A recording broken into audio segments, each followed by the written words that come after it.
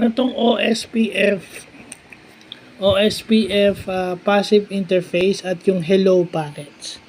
So sa open shortest time first, meron tayong tinatawag na passive interface. Yung passive interface is hindi siya nagpapadala ng hello packets dun sa mga network na o ibang mga router na malapit sa kanya.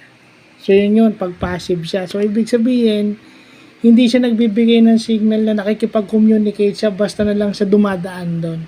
Hindi siya wala siyang pasabi kung passive siya. Hindi muna siya nagpapaalam kumbaga.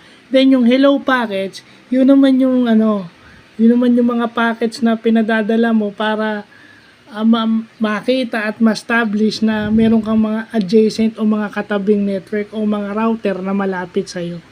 O yung hello packets, yun ang way ng OSPF para makapag-communicate sa mga router na malapit sa kanya.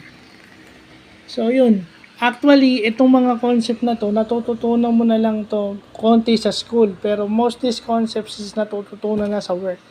Pag actual na ginagawa na to. Pag naging network administrator na kayo, naging database administrator na kayo, yan. Diyan yun lang masasabi. Kaya nga yung iba, kung titignan mo, maangas na yung dating pag dating dito. Kasi parang nakakabilib at yung iba, kung may kakompetensya sa trabaho, kung magaling sa mga bagay na to, nayayabangan sa inyo yung iba. Ganon yung perception sa kanila. Well, magpakatotoo na tayo.